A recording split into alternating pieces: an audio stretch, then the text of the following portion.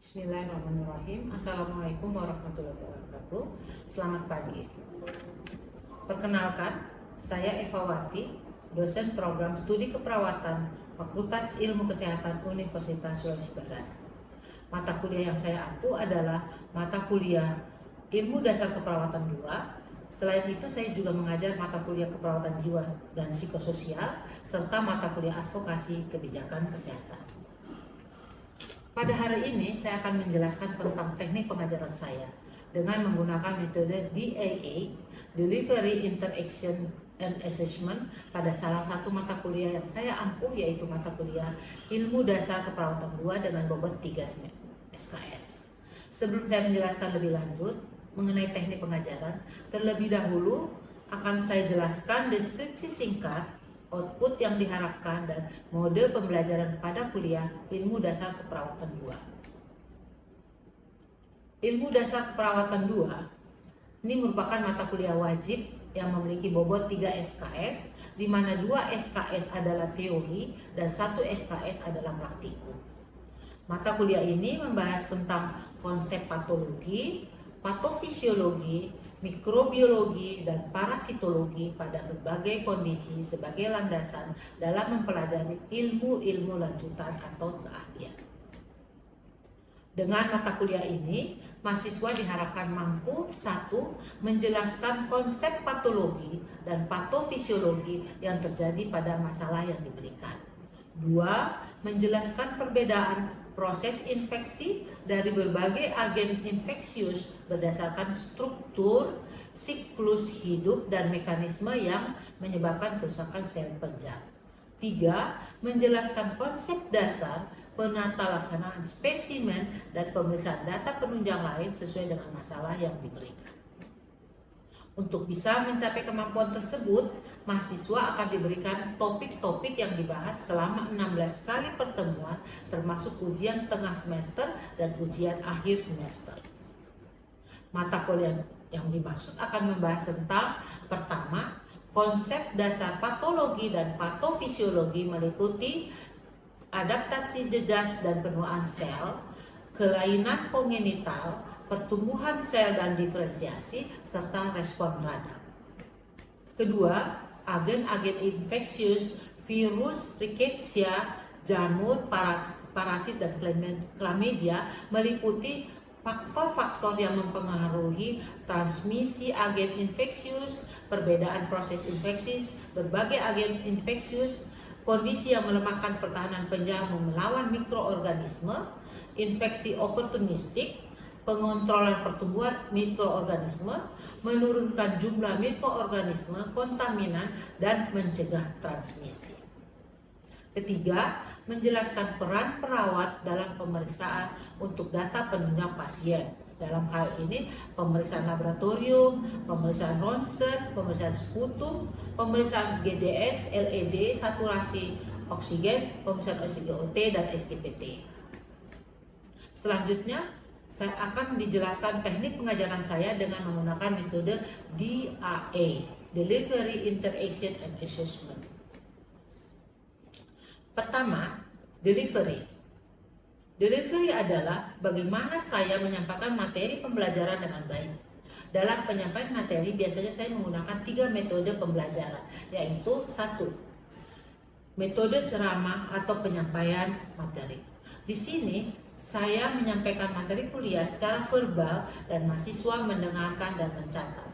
Saya menggunakan textbook dan jurnal sebagai referensi, membuat slide presentasi, serta menyampaikan beberapa pertanyaan pada saat perkuliahan, dan mahasiswa akan menjawab pertanyaan yang saya sampaikan. Kedua, metode diskusi. Pada metode ini, saya akan memberikan topik terlebih dahulu melalui WhatsApp group kepada mahasiswa sehingga mahasiswa lebih siap, di mana topik ini relevan dengan materi. Di kelas, saya akan membagi kelompok kecil 3-5 orang, kemudian mereka berdiskusi 15-20 menit, lalu dilanjutkan dengan presentasi hasil diskusi mereka di depan kelas. Dengan metode ini, kita dapat melatih mahasiswa untuk berpikir kritis dalam mengemukakan pendapat dan bertukar pikiran dalam memecahkan suatu permasalahan. 3. Problem based learning. Dalam metode ini, saya meminta mahasiswa untuk bekerja secara kelompok dalam memecahkan permasalahan atau case study yang saya berikan. Selanjutnya, mahasiswa dapat mencari informasi yang relevan, menganalisis studi kasus yang diberikan, dan merancang solusi yang tepat. Hal ini sangat bermanfaat bagi mahasiswa karena dapat mendalami materi dan menghubungkan ke dalam konteks dunia nyata. Kedua, interaction. Interaction adalah bagaimana berinteraksi dengan mahasiswa. Di dalam kelas, saya akan memberikan kesempatan untuk mahasiswa berpartisipasi aktif dengan bertanya dan menyampaikan isu-isu yang sedang dibahas, agar proses belajar mengajar berjalan komunikatif dan dua arah. Saya juga memberikan kuis-kuis agar dapat lebih berinteraksi kepada mahasiswa. Saya juga membuat WhatsApp group yang dapat digunakan mahasiswa dalam berinteraksi di luar jam kuliah. Dan menggunakan Google Classroom untuk dapat memberikan feedback terhadap tugas yang diberikan. Ketiga, assessment. Assessment adalah bagaimana menilai kemampuan mahasiswa. Saya menggunakan bobot penilaian yang sudah disepakati bersama di awal perkuliahan. Harapannya adalah mahasiswa dapat mengetahui bobot penilaian di awal perkuliahan sehingga mahasiswa dapat mengikuti perkuliahan dan mendapatkan nilai dengan baik. Berikut adalah bobot penilaian yang disepakati, yaitu absensi 20% meskipun saya berharap 100% mahasiswa mengikuti perkuliahan di kelas. Kemudian ujian tengah semester 20%, ujian akhir semester 25%, bobot penugasan 15%, dan soft skill 20%. Selanjutnya saya akan tampilkan video pengajaran mata kuliah ilmu dasar kuartal 2 yang saya laksanakan dengan metode luring. Selamat menyaksikan. Oke, bismillahirrahmanirrahim. Assalamualaikum warahmatullahi wabarakatuh. Waalaikumsalam warahmatullahi wabarakatuh. Selamat siang. Apa kabar kalian semua? Baik, hari ini kita akan masuk dengan materi keempat. Jadi kalau ingat minggu lalu kita sudah masuk dengan materi patofisiologi penyakit. Jadi saya kira mudah-mudahan semua kalian masih ingat apa itu patofisiologi penyakit. Jadi kita di sana belajar bagaimana sih sebenarnya penyakit. Nah, hari ini kita akan masuk dengan setelah ada, jadi kan kalau kita bicara penyakit berarti ada sesuatu yang masuk ke dalam tubuh kita, kemudian tubuh kita akan membuat respon. Nah, kita akan belajar respon. Sebelum itu kita coba review dulu. Jadi mungkin saya bisa dibantu oleh mahasiswa. Materi kita yang lalu tentang agent-agent infectious, karena materi kita hari ini itu sangat berhubungan dengan materi yang minggu lalu. Jadi kalau agent infectious itu masuk ke tubuh manusia, maka akan timbul respon manusia. Jadi masih ingat materi yang minggu lalu? Bisa tolong ada mahasiswa kan bisa bantu saya? Bisa menyebutkan agent-agent infectious yang bisa menyebabkan radang inflamasi. Silakan. Siapa namanya? Anti, silakan. Jadi ada 4 virus, yang pertama ada virus, kemudian yang kedua ada bakteri, kemudian yang ketiga ada jamur, dan yang keempat itu parasit. Oke, jadi ada virus, bakteri, jamur, Dan parasit. Oke, terima kasih. Jadi karena kita harus tahu nih agent-agent ini, ya. Kita harus tahu agent-agent ini karena setiap agent ini akan bereaksi lain terhadap tubuh kita. Nah, hari ini kita akan belajar bagaimana itu reaksi tubuh kita terhadap agent-agent ini. Oke, kita akan masuk ke selanjutnya. Sudah siap? Nah, kalau kita berbicara tentang agent infeksius masuk ke dalam tubuh manusia, maka yang terjadi dalam tubuh kita itu adalah bagaimana pertahanan tubuh. Ya, jadi sebenarnya kita sebagai manusia itu tidak akan sakit, tidak akan sakit kalau kita punya daya tahan tubuh itu bagus, karena kita tahu bahwa sistem tubuh kita itu sudah punya sistem tubuh Jadi apa saja yang masuk ke dalam tubuh kita itu akan melawan. Kemudian kedua, daya tahan tubuh kita juga akan melawan itu. Itu yang kita pelajari sebenarnya di imunologi. Ya, jadi sebenarnya kita nggak perlu takut dengan kalau ada kekuatan virus, kita ada agent-agent ini masuk ke dalam tubuh kita karena kita punya tubuh itu sudah punya ketahanan kita. Sekarang persoalannya adalah bagaimana kita bisa mempertahankan ketahanan tubuh kita ini. Itu yang paling penting. Nah, hari ini kita akan mulai dengan respon.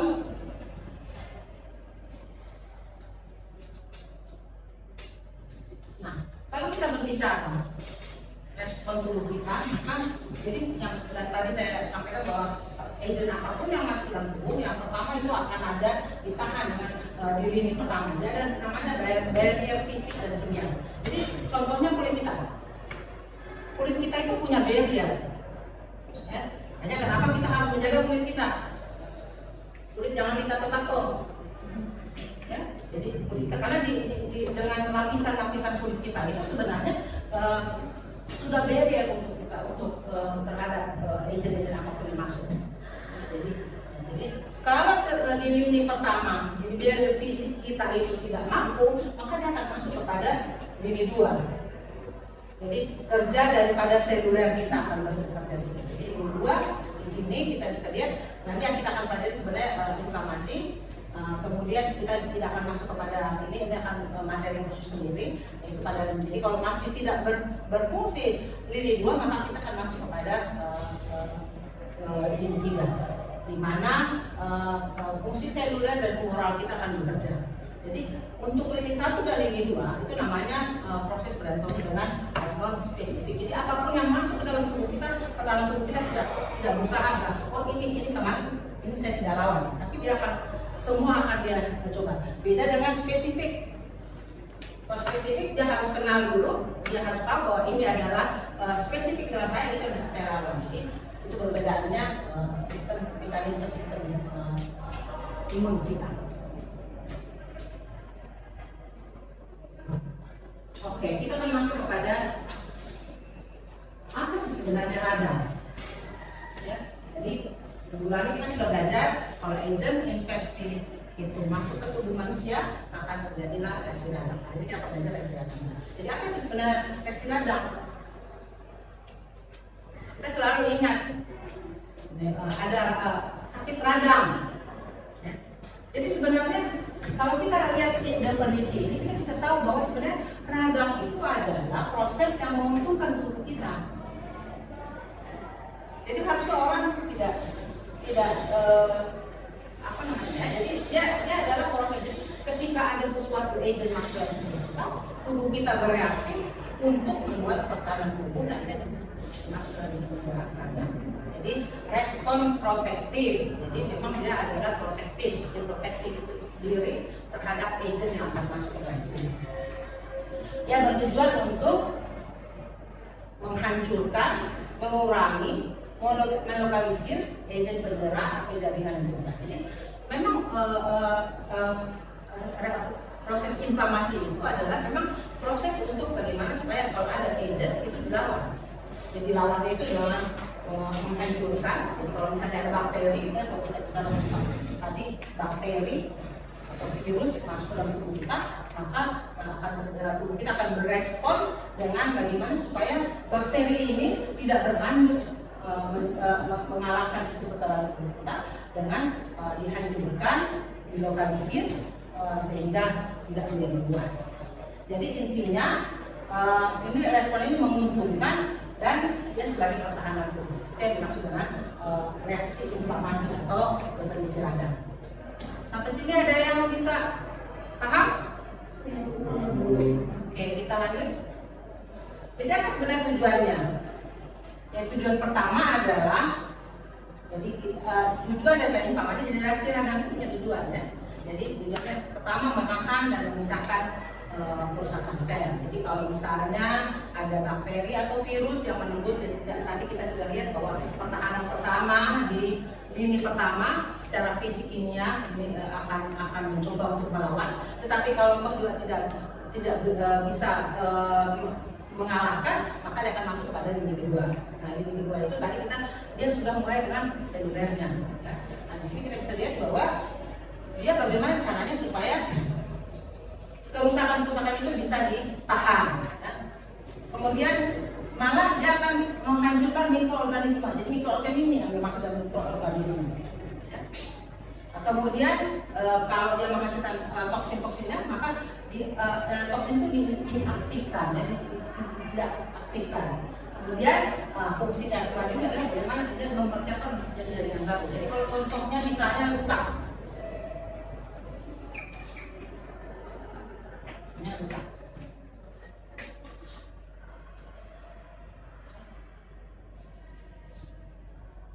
Kalau misalnya ini ada agent ya, agent itu ada misalnya permukaannya apa saja melakukan permukaan, kemudian permukaan ini membawa agent misalnya bakteri atau virus. Nah, kemudian akan dilawan menentukan inflamasi. Nah, tujuannya supaya ini bakteri-bakteri ini diperkecil sekecil mungkin reaksinya. Kemudian dia bahkan kita bisa dihancurkan sehingga akan dirangsang untuk menjadi proses penyembuhan.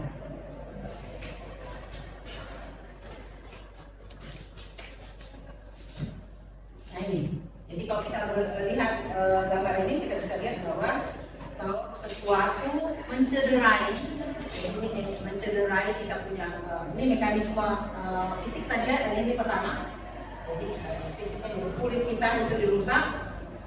Kemudian kebetulan saja misalnya kita tusuk jarum, apa saja, tusuk jarum itu on sterile, tidak steril ya. Nah, dia bawa bakteri misalnya. Kenapa kita harus merawat luka bersih? Dia bawa bakteri. Bakteri akan masuk menembus. Ini artinya di lini pertama sudah terjadi. Akan dicoba lah. Apakah di sini kita bisa lihat pertama adalah lini pertama seluler tadi itu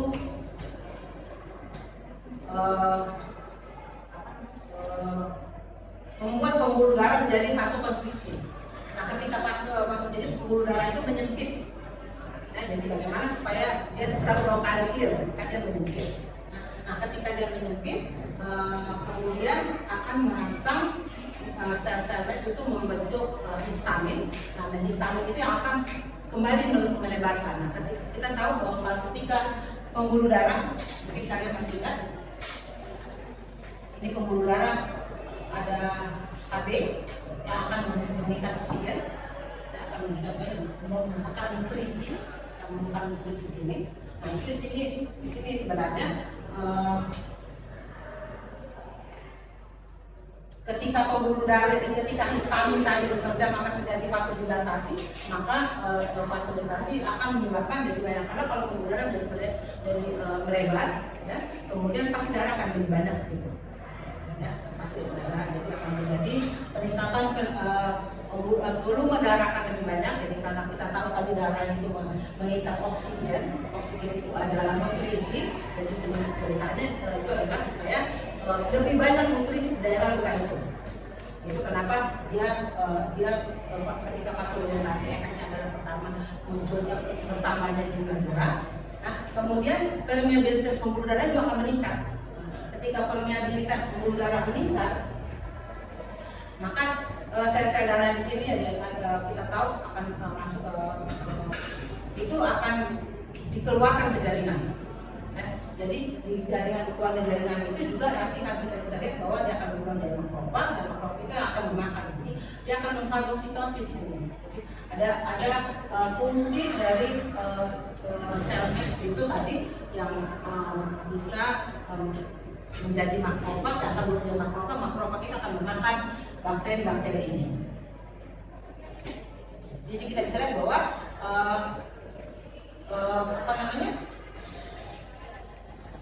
pertama vasokonstriksi, kemudian terjadi vasodilatasi. Nah, vasodilatasi terjadi karena adanya histamin. Nah, jadi ketika vasodilatasi maka pembuluh darah akan meningkat permeabilitasnya, kemudian volume darah akan lebih banyak di situ. Itu yang diharapkan adalah bahwa nutrisi untuk area luka itu bisa baik. sehingga proses penyembuhan itu bisa berjalan. Kalau tidak masih tetap tidak berfungsi, itu akan masuk kepada bleeding lain.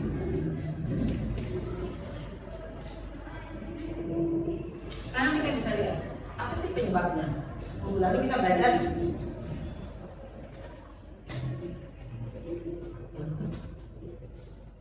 apa yang menyebabkan terjadinya reaksi radang. Yang pertama, kita tadi belajar, saya bertanya bahwa ada infeksi mikroorganisme. Jadi kalau terjadi mikroba itu masuk ke dalam tubuh, kemudian reaksi radang, kemudian darah menyebabkan adanya infeksi. Jadi bisa terjadi oleh karena virus, bakteri, jamur, atau parasit. Kemudian yang kedua, bisa juga karena cedera fisik. Jadi memang fisik kita cedera, misalnya pukulan, ya. Jadi tekanan pada kulit kita itu bisa menyebabkan rusaknya jaringan. Nah, rusaknya jaringan itu akan bisa menyebabkan reaksi inflamasi. Cedera kimia, ada yang tahu cedera kimia? Jadi bahan-bahan kimia, kita adalah orang-orang yang ada praktek di laboratorium menggunakan bahan-bahan kimia. Bahan-bahan kimia itu kadang-kadang bisa menyebabkan cedera. Kita yang akan dipertahankan dengan bagaimana reaksi inflamasi.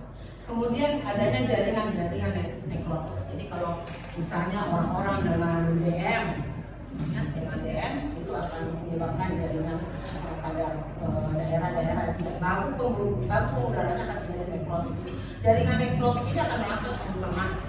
Kemudian reaksi menulut. Jadi reaksi tubuh kita sendiri juga bisa menyebabkan kita sakit semua. Apa sih ini? Masih ada yang mau bisa ditangkap? Jadi ini perlu sekali ya. Jadi karena materi perkuliahan kita itu adalah kita belajar bagaimana penyakit. Kita adalah orang kesehatan yang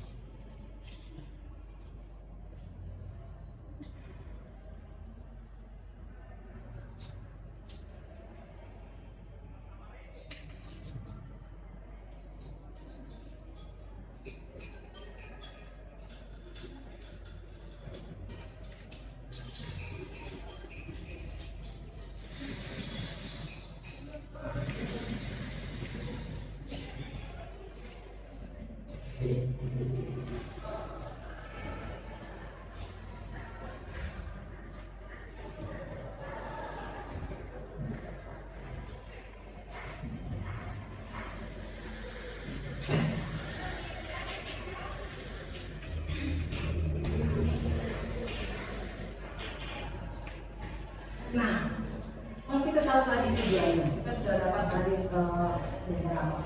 Ternyata sebenarnya reaksi radang itu penting ya.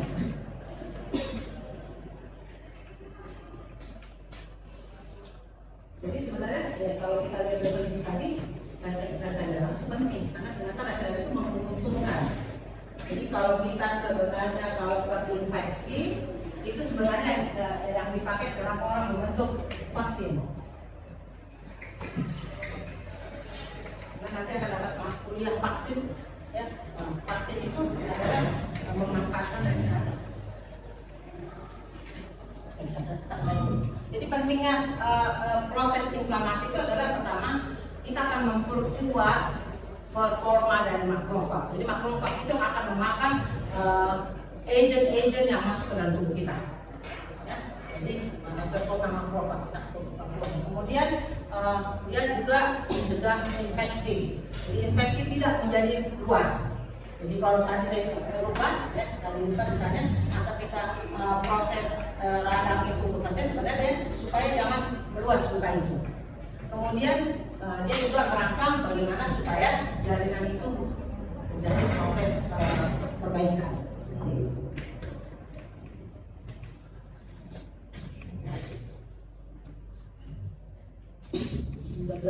Setelah kita minggu lalu belajar patofisiologi.